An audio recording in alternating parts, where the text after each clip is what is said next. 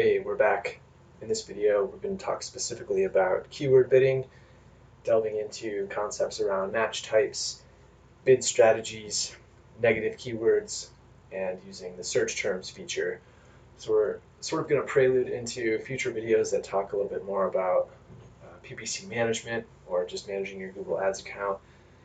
And we're going to focus here on the Bear Claw bicycle company account that you see here, but we're also going to delve into that German Bliss account that we touched on in the previous video that was about ad groups and ad copy. So let's jump in. We're going to go to the new Thunderhawk campaign that we built. We have these 4 ad groups going. I think the best example will be for the Thunderhawk gravel bike ad group. Here we see different types of bidding going on. We're targeting exact match gravel bike. That's a very popular keyword, so if we were to use, modified broad with the plus symbols here, that's going to capture a lot more search users who are using gravel bike in their search query. In this case, we're just using exact match, targeting users who are only looking for gravel bike, as well as for this 3-word phrase, titanium gravel bike. So exact match is always good to use for the keywords that you know exactly what you want to target. In this case, we know we want to target these 4 keywords in exact match form. Using exact match will sometimes allow you to get slightly cheaper clicks. Oftentimes you can see a stronger click-through rate with exact match, so your quality score can be a little higher. Of course, that depends a little bit on your ads and how good your ad copy is, as well as how high you're bidding. Making sure your ads are showing at the top of the search results and not somewhere at the bottom of the organic search results, where your click-through rate is going to be much lower. So your quality score will also suffer. So there are a lot of variables involved, but just to go back to match types here, so we got some exact match. We also use some phrase match. So phrase match is a little different than exact match. So with phrase match, essentially a user has to use Thai gravel bike in their search query, but in front or in back they might have more descriptors. So they might have something like 650B Thai gravel bike reviews. Well, in that case, we're still going to capture that user. That wouldn't be the case if we were using just exact match. So keep that in mind. It's good to have a combination of exact and phrase. And then here with the plus symbols, that's the broad match modifier or modified broad match. So this is sort of casting the net even wider with using titanium plus gravel plus bike. Those 3 words have to appear in the user's query. But they can also have additional text like titanium 650B gravel bike reviews. That's still going to capture that user, whereas if we were using just that in phrase match, we wouldn't capture that because 650B was actually in between titanium and gravel. So that sort of covers the basic 3. You can use combinations. I'll open up another ad group here. I think this kind of covers it. You can see we're targeting keywords very specific to the gravel bike theme. That's what the ad group's called. That's what our ads speak to, is Thai gravel bike, 650B Thai gravel bike. Let's pop over to the all road plus ad group. And here I use some slightly more creative match types with using all road and phrase and then plus bike. So that all road needs to be together, which is pretty common. Same thing with road plus bike. So we could have a user search something like all road titanium bike or road plus 650B bike. Again, just capturing the most relevant search users who are looking for this type of bike and serving them the most relevant ad. And as a result, we're going to see a lot higher click-through rates because of this. That's going to help us increase our quality score, and we'll ultimately see cheaper clicks as a result. So right now we have all of our campaigns set manually at max CPC, so we can adjust these manually. If we noticed that the estimated first position bid was something like $2, and then the top of page bid was $1, and we just wanted to make sure that our ad was somewhere at the top. Doesn't need to be the first, but we don't want it below the organic results. We just need to make sure we're bidding somewhere in between that, ideally a little bit higher towards the first position bid. So let's get into match types. That's found under, or not match types, I'm sorry, bidding strategies, which I just kind of alluded to. Bidding strategies are set here on the campaign level. Right here, bidding. So right now you can see we have it set at manual CPC, which I just sort of explained. If you click this link, this drop down arrow occurs. Here we get this notification that, if we're manually setting our bids, it may lower performance. That's Google's way of saying, like, if you use other strategies like these, you'll enhance your performance, which isn't necessarily true. It pretty much means you could churn through your budget a little quicker is pretty much what it's saying. Because if we were using a target CPA, which is cost per acquisition, I'm just going to flip over to German Bliss really quick just to show you what that means. If I were to open up the Bush Hog Parts ad group and take a look at the keywords, and if we see over here, the cost per conversion is 72 cents per conversion on average in this ad group. If we knew that it would be worthwhile for us to spend that kind of money on a conversion, which that's really cheap. This is definitely a much more dialed in account. We can target that cost per acquisition, a cost per conversion. So if our max cost per conversion was like $20 and anything over that is not really worth our time, we can use this automated bidding strategy to help reach that. If you're doing e-commerce and you have your conversion tracking set up so you're recording the monetary value of a conversion or the dollar sale, you can target a return on ad spend, or ROAS. Essentially, if you want to make sure you're getting $100 per conversion, or the cost of that conversion, then you can use this feature again with target CPA and target ROAS, as well as these two for maximize clicks and conversions. You're limiting your control over the bid strategy, whereas with manual and enhanced CPC, you have a little bit more control. So maximize clicks, that's going to churn through your budget a little quicker, but it's going to ensure that your ad is as close to the top of the search results as possible. Maximize conversions uses the same sort of aggressive approach, but it's also going to churn through budget a little faster, but it will start to prioritize keywords that do perform well and convert well. So it's going to put more emphasis into those keywords by adjusting their bids to be a little higher. Target search page location is actually a really good bid strategy to use, especially with local accounts where you really want to make sure you're showing up, say, above the 3-pack, the local 3-pack listings, or just above the organic search results in general. Here, if we were to select that, we can have this option clicked where we ensure our ads are showing up at the top of the first page. So that's a really nice automated bid strategy that you can use. It sort of takes the headache out of having to manually adjust to make sure you're showing up at the top.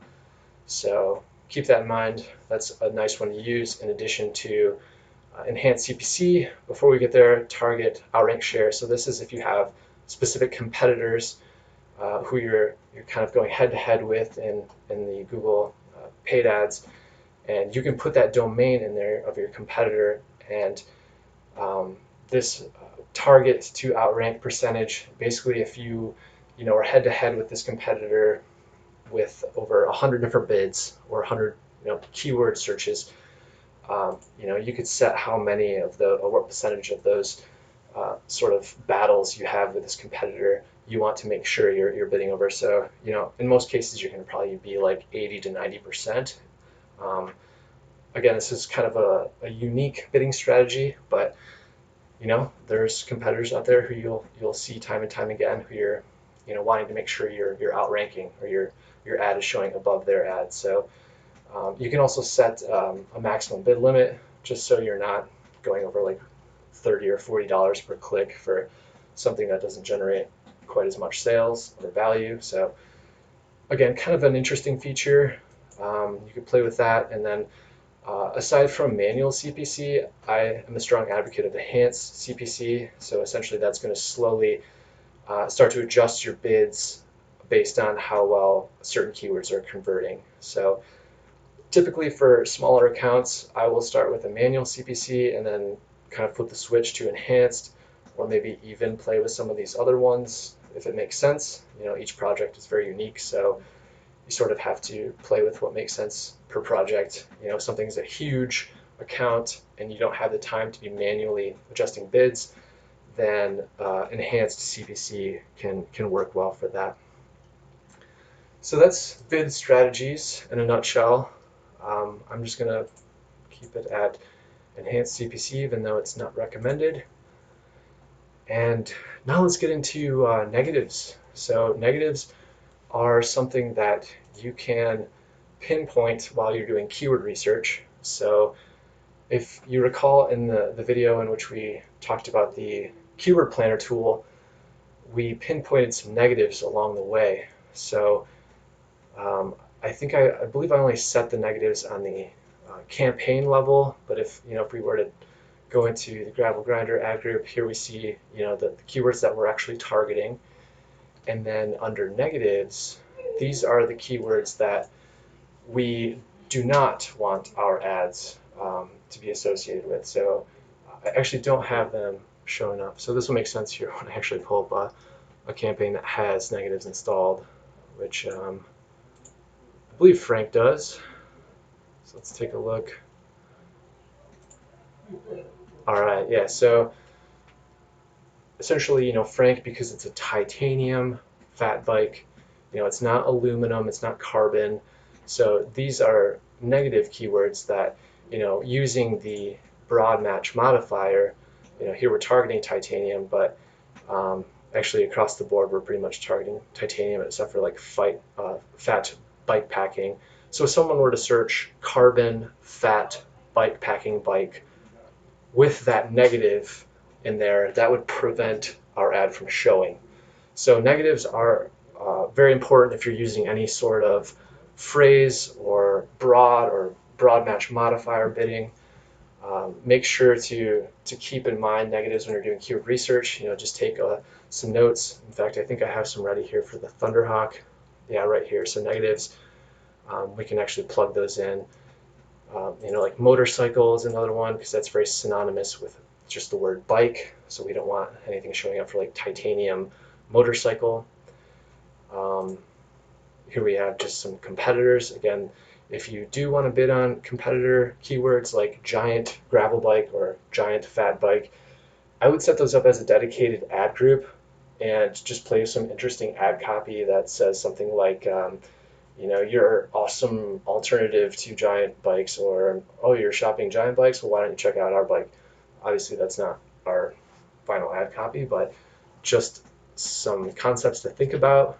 In this case, we don't want any of our ads showing for users who are searching for like giant titanium fat bike or other competitors. Like I think we have Cube. I'm not really sure why fat is in there. So I'm glad I saw that, because we're actually targeting that. So I guess we're all learning here. So full suspension, it's not that. So that's negatives. We're not selling any tires or wheels here. One thing you can also do with using negatives, so notice how we have, let's open up our ad group view. We are targeting titanium fat bike, and we have our ads that speak specifically to titanium fat bike. And then we also have that ad group for titanium fat bike frames. Even though we are bidding on titanium fat bike frames, depending on how our bidding goes over time, if in the other ad group, right here for just titanium fat bike, if this modified broad, that's still going to capture the word frame. And if we're bidding higher than that other ad group, the non-frame ad will show, which we don't necessarily want. We want users to see the ad that's specific to the frame, which might, hopefully, when we actually have a page dedicated to frame products, will take users right to that page. So to mitigate the potential of that happening, we can add a negative here on the ad group level, which is what we're on right here, for frame or frames, which I usually will include just both like that. So that's going to ensure that if a user does type in, titanium fat bike frame, it's the other ad group that's going to trigger, not this one. So that's a good strategy to use with negative keywords, just in addition to other stuff that you see that doesn't quite apply, like tires, wheels. We're not just selling those, we're selling the entire bike, so we want to make sure we're not showing up for titanium fat bike tires. So that's negative keywords. I'm just going to go back to Thunderhawk really quickly just to implement that list while I'm thinking of it. Also, why I use Editpad Pro, just to keep tabs on any notes or things I want to jot down for a reference. And I think in the other past video I talked a little bit about why I use this. So it's a nice little tool. Alright, so we got our negatives in there for Thunderhawk. The last part of this video, I just wanted to take you guys through that German Bliss account and talk a little bit more about keywords here. Again, this is an account that's been set up for a long time now, and we have it set here to assess the last 30 days, which is a pretty good time frame given the sheer volume of activity that this one ad group sees, which is a lot of impressions. So let's take a look at some of this. Again, we'll get into more specifics about managing your Google Ads and optimizing it, but I just want to point out some things I'm noticing with this account. And whoever took it over has tried implementing some broad match here, parts of a bush hog, which is kind of an interesting keyword to bid on. Clearly we're not bidding high enough, but we're still generating a lot of activity. So even though you do get these status messages that your ad isn't showing on the first page, or you're not bidding high enough for first page ad placement, you can still you still can show up there. So again, it's some of the small nuances with Google Ads. It's going to give you recommendations that might not appear to be as accurate as you'd want. So you sort of have to take it with a grain of salt and just use best practices with using good proper bidding techniques.